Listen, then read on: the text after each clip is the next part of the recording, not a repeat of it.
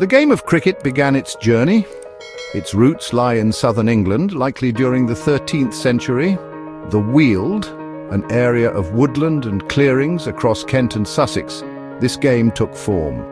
Early players were probably rural folk, shepherds and farm workers in their spare time, using simple, readily available implements, a true folk game born of the land. Historians debate its precise origins. Some point to an earlier game, Craig. Prince Edward, later King Edward II, played this. This was recorded in the year 1300. Others suggest links to club ball or stool ball. These were basic bat and ball games. The name cricket itself has theories, perhaps from crick, an Anglo-Saxon stuff, or the Flemish crick, meaning a stick. The essence was hitting a ball with a bat and defending a target from the bowler. By the 17th century, cricket evolved. It was no longer just for children. Adults began to play it seriously. Parish teams started to form. Village versus village contests grew popular. Gambling on matches also became common. This raised the stakes and the intensity. The game started to shed its purely recreational skin. It was becoming a more organized pastime. Evidence of cricket's growth appears. The first recorded instances of adult play. John Derrick, a coroner in 1598, testified he played cricket as a boy. This was on common land in Guildford. By the 1620s, players were being fined for playing cricket on a Sunday instead of attending church services. This showed its increasing hold on people. The English Civil War briefly interrupted things, but cricket returned with the Restoration. The gentry started to patronize the game. Noblemen formed their own teams. They employed local players of skill. This patronage helped cricket to develop. Better equipment slowly became available. Grounds were somewhat more prepared. The sport was taking recognizable shape. The 18th century was pivotal for cricket. The game matured significantly during this time. Formal rules began to be written down. The first known articles of agreement appeared in 1727. These were for a match in Sussex. Then, the laws of cricket were drafted in 1744, printed on a handkerchief, legend has it.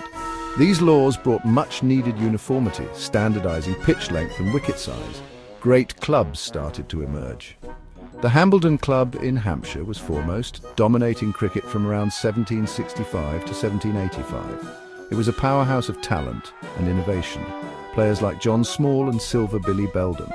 Hambledon was a crucible for cricket's development. Tactics were refined, techniques honed. A hugely significant event occurred in 1787. The Marylebone Cricket Club, or MCC, was formed. Established at Thomas Lord's new ground in London, the MCC quickly became the game's legislator. It assumed responsibility for the laws of cricket, a role it still holds today. Lord's ground became cricket's spiritual home. Its influence on the game was profound. The 19th century witnessed cricket's global spread. The British Empire was the primary vehicle. Colonists, soldiers and administrators took the game to far-flung corners of the world. India, Australia, the West Indies, South Africa, New Zealand and Canada also embraced cricket. It became a symbol of British culture and a means of connection for expatriates. The seeds planted began to take root worldwide. Key milestones marked this expansion. The first officially recognized international match was played between the USA and Canada in 1844. Held in New York, a surprising fact for some. England's touring teams began to venture overseas. These tours were arduous, lengthy affairs, but they helped to popularize the game. Local populations started to play, adapting cricket to their own cultures. The birth of Test cricket was monumental. In March 1877, England played Australia at the Melbourne Cricket Ground. This is regarded as the first Test match. Australia won by 45 runs. It heralded a new era of international rivalry. The Ashes series, born from a mock obituary in 1882, became cricket's most famous contest. Domestically, cricket also flourished. The county championship was formally established in England in 1890. This provided a regular competitive structure. A world at play, a world at war cricket in the tumultuous 20th century. The 20th century saw cricket navigate immense changes. Global conflicts twice interrupted its flow. World War I and World War II. Many cricketers served, some lost their lives. Yet the sport always found a way to resume. Its resilience was a testament to its appeal. The early part of the century was dominated by players like Bradman of Australia. His batting feats remain legendary, unparalleled. Governing bodies evolved to manage global cricket. The Imperial Cricket Conference was formed in 1909. Its members were England, Australia and South Africa. Later, it was renamed the International Cricket Conference. And finally, the International Cricket Council, or ICC. India, West Indies and New Zealand joined in 1926. Pakistan joined after its creation in 1952. This reflected cricket's growing international family. The ICC's role expanded over the decades. A major shift occurred in the latter half. One-day international, or ODI, cricket was born. The first ODI was played in 1971. Between Australia and England in Melbourne, it was a result of a washed-out test match. This shorter format proved instantly popular. It brought new audiences to the game and new tactical dimensions for players. The ODI World Cup was inaugurated in 1975, held in England, won by the West Indies. The pace quickens. T20 and the franchise era of the 21st century. The 21st century unleashed a new revolution. 2020 or T20 cricket arrived in 2003. Conceived in England by the ECB, it was designed to be fast, exciting and short. A 3-hour spectacle appealing to families and to those new to cricket's charms. Its impact was immediate and profound. T20 quickly spread across the globe, capturing the imagination of fans everywhere. The first men's T20 World Cup was held in 2007. South Africa hosted the inaugural tournament and India, under MS Dhoni, emerged as champions. This victory sparked a T20 frenzy in India. It laid the groundwork for what came next. The Indian Premier League, or IPL, launched in 2008. This franchise-based T20 league was a game-changer. It brought together international stars playing for city-based Indian teams. The IPL combined cricket with entertainment and huge financial investment, attracting Bollywood glamour. It became a massive commercial success, inspiring similar leagues in other countries. Many forms, one spirit understanding modern cricket formats. Today, cricket presents many faces to the world. Test cricket remains the ultimate challenge for many. Played over 5 days, it tests skill, stamina and mental fortitude to the extreme. Its ebbs and flows create unique drama, a red ball, white clothing, a rich history. Winning a test series is highly prized. It is the format that forges legends. The purest form of the contest, some say one-day internationals or ODIs offer a balance. A 50-over contest lasting a full day. ODIs require a blend of aggression and strategy, setting or chasing a target within limited overs. The Cricket World Cup is its pinnacle event. Held every 4 years, it captivates nations. ODIs have their own distinct rhythm. Field restrictions and power plays add tactical layers, still immensely popular with players and fans. 2020 or T20 is the sprint version, just 20 overs per side, high-octane action completed in around 3 hours. It emphasizes power hitting and innovative shots. Fast bowling and clever variations are key. T20 World Cups are frequent and thrilling. Titans of the turf legends who forge cricket's identity. Cricket's history is adorned by legendary players. W.G. Grace was Victorian England's giant, a medical doctor, an immense personality. He scored over 54,000 first-class runs and took over 2,800 wickets.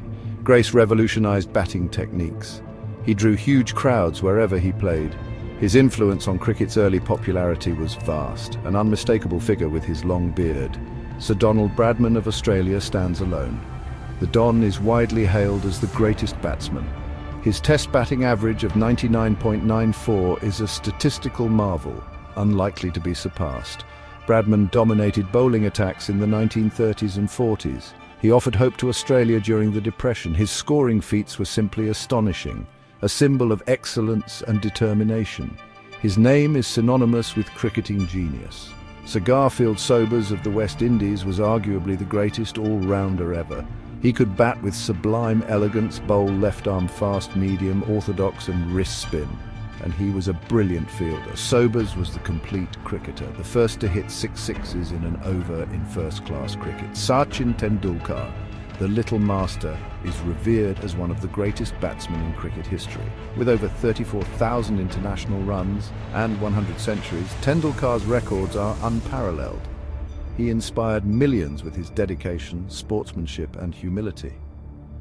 Brian Lara, known for his flamboyant style, holds the record for the highest individual score in Test cricket.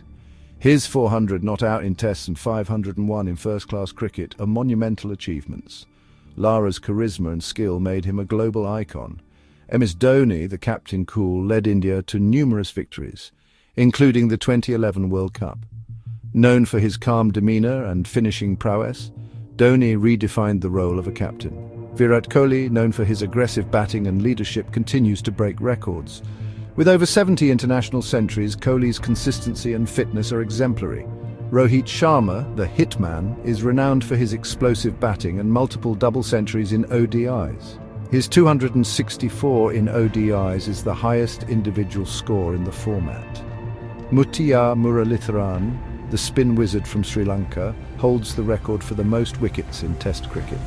With 800 Test wickets, his unique bowling action and skill baffled batsmen worldwide.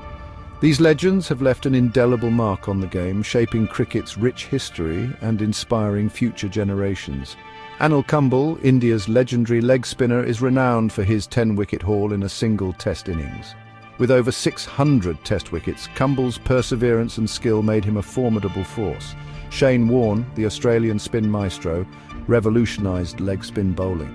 With over 700 Test wickets, Warne's flair and mastery of spin made him a cricketing legend. The enduring wicket cricket's global standing and future path. Cricket's journey has been remarkable. From humble English fields to global stadiums, it has evolved, adapted and thrived through centuries of social and technological change.